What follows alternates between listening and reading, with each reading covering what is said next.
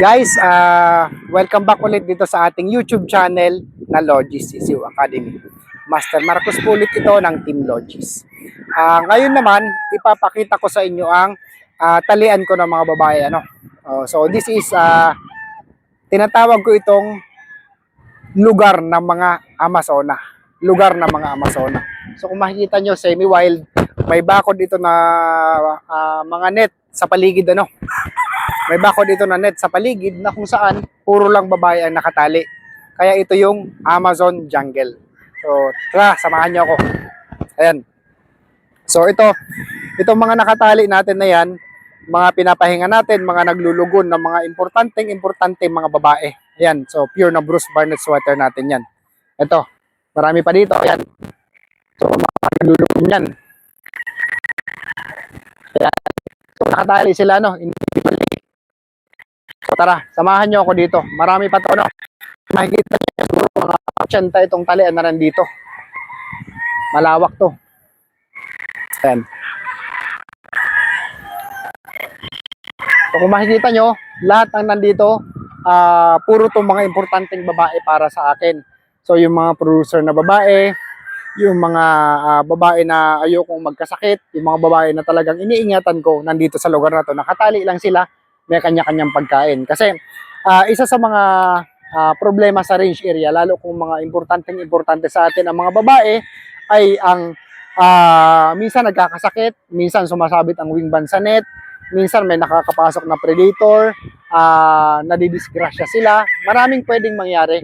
Unlike ito, umaga hapon sa cord area, pinapakain, napapansin ng mga tao natin. So kung nasa range area, kung sino lang ang kumain, yun ang mapapansin. Kaya talagang malaking bagay. And bukod doon, may specific purpose itong ginagawa natin. Tara, samahan niyo ako. So ito, pinapalugo natin ng babae. Nagagamitin natin ngayong mga mayo na nakabalik na. Ayan. Yan. So mga original natin na bulik na inahin ng mga 4 years old at gagamitin pa rin natin sa breeding pagkatapos nilang maglugon. Ito naman, ito yung F1 ng original natin na Hammerfoot Hatch. So original blood yan, talagang medium lang pero napaka-importante. Very instrumental sa breeding natin yan. Ayan. So yung kapatid niyan, ito kasunod niya. Ayan. Kasunod niya, ayan. So, lahat ng mga babae nandito sa lugar na to. Ayan. So, isa sa pinaka-specific purpose kung bakit nakatali isa-isa. Unang-una, sabi ko nga, yung pakain nila, individual, napapansin sila lagi, napupurga, natuturukan. So, well-maintained sila katulad ng mga broodcock natin, katulad ng mga nakacord natin na manok, well-maintained sila. And pangalawang pinaka-importante, I really want them to retain their territoriality character. So kumbaga, yung pagiging territorial nila, yung pagiging matapang nila, ayokong alisin yun.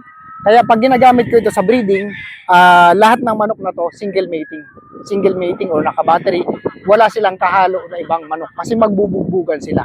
And ayokong nawawala yun. Gustong-gusto kong nandun pa rin yung talagang pagiging galit nila sa kapwa nila manok dahil namamana ng anak yun. So I think it has to do something with epigenetics. Na kung saan pwedeng mag-alter, pwedeng magbago yung traits or character ng isang tao or ng isang manok or ng isang organism, ng isang individual based on the environment. So kung hinahayaan natin silang sama-sama lagi, eventually malalaman ng mga anak nila, malalaman ng genetics nila na pwede pala magsama-sama na ang mga manok kasi madali na ang buhay, nandyan lagi ang pagkain, nakabantay lagi sa tubig, nakabantay sa pagkain, laging may vitamins, laging may ilaw, laging may bantay. So kumbaga, they will lose their sense of wilderness, they will lose their sense of being an animal. Kaya parang may mga gumigiri, something like that, na naapektuhan na ang genetics nila, naapektuhan na ang traits and character and behavior nila dahil doon. So yun ang ayokong mawala. That's why itong mga manok na to, pag nagkita-kita yan, talagang magbabalian yan, magpapatayan yung mga babae na yan. Kasi ayokong alisin yun para maipamana nila sa mga anak nila. Ano? Yung genetics nila hindi magbago, yung mga anak nila, ganun pa rin sa kanila. Ka-vigorous, ganun pa rin ka-wild. Kasi kung makikita nyo itong paligid, ano? So, semi-wild itong environment. As much as possible, ayoko nang mayroong maraming human intervention or development sa isang farm. So, ito kung makikita nyo, may tipi. Sa likod ng tipi, may puno. Yung baba, damuhan. So, kumbaga, as if they are in the wild. Pag umulan, sisilong sila, may konting intervention lang tayo para ma-preserve natin sila, hindi sila magkasakit. But generally, they still feel they are at the wild. And then dito, pag may mga pinapatapang akong mga brood stags or mga stags, tinatali ko lang dito sa labas. Dito, makikita nyo. Tinatali ko dyan sa labas, ano.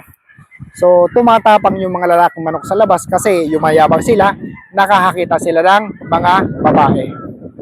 Ayan, so tara, samahan nyo ako hanggang sa dulo.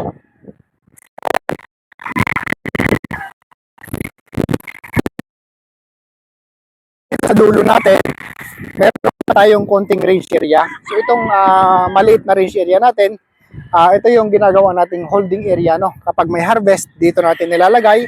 Then after that, pag napili na natin sila, piling-pili ko na yung gusto kong materyales, itatali ko na sila. So every year, hindi sila pinapakawalan sa range. Saka ito, since may access sila sa lupa, sa pagkain, sa mga damo, nakakuha nila lahat ng kailangan ng katawan nila.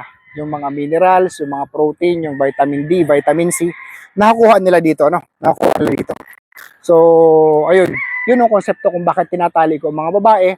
And so far, talagang nagugustuhan ko naman ang resulta dito sa manukan ko, ano? So, na-maintain ko ang health nila, na-maintain ko yung production na gusto ko dahil nga healthy sila, and na-maintain ko ang performance, nakakuha ko sa kanila yung performance na hinahanap ko.